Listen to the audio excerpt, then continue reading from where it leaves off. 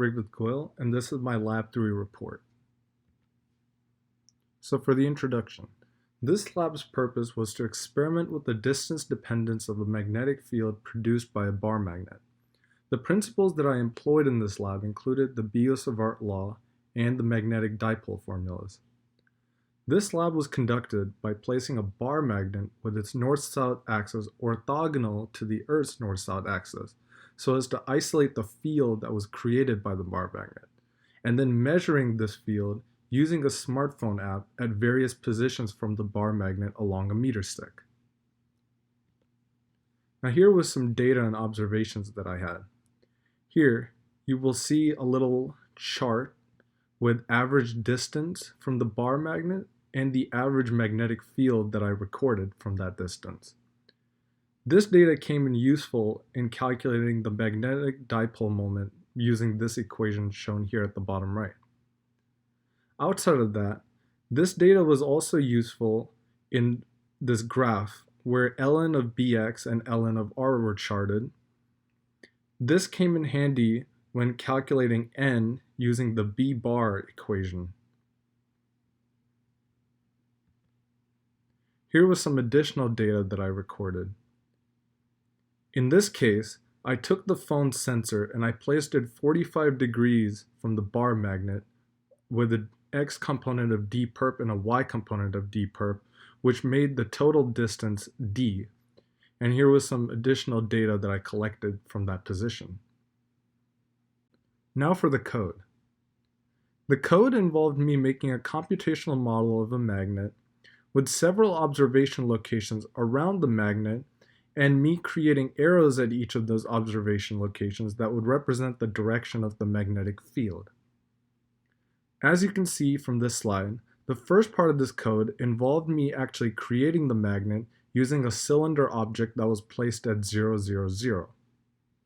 This magnet was then given a value of 7.8719 e to the negative third for the mu mag, which is the value that I calculated using the real-life data in the last slide.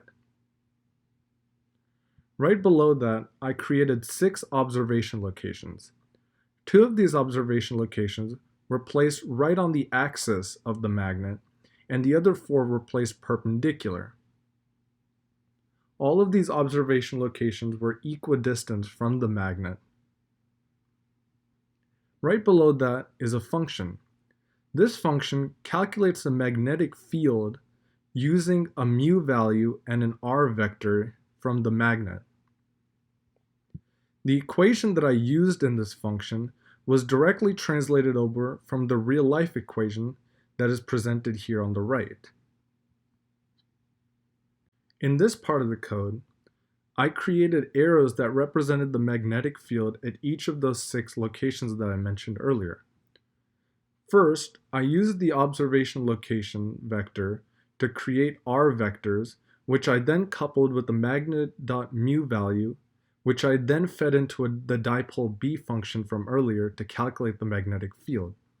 I then used this magnetic field vector to create an arrow at each of the 6 observation locations that represented the magnetic field at that location.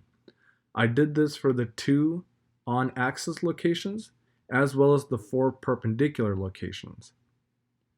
Finally, on the bottom right, I also created an arrow that would represent the magnetic field at a location 45 degrees from the bar magnet, similar to the real-life version of this experiment.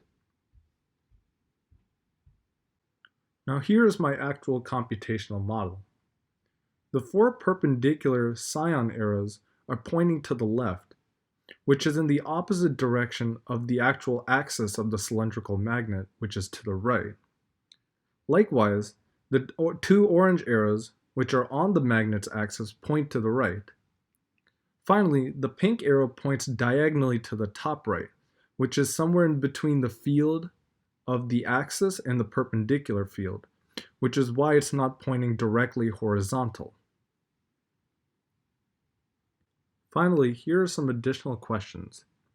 What if you had oriented your experiment to compensate for magnetic north and had instead laid out your meter stick at some intermediate angle with respect to the Earth's magnetic field? How would your results have changed? Depending on how the meter stick was oriented, the net magnetic field would have been either higher or lower than the actual magnetic contribution from the magnet, due to the Earth's contribution to the X component, which would have either raised the value or lowered the value. And secondly, what if you were to stick two identical magnets together end to end and run the experiment again? How would you expect your measurements to differ? I would expect the measurements to be of higher magnitude compared to just one magnet, but I would expect the direction of the magnetic fields to be the same.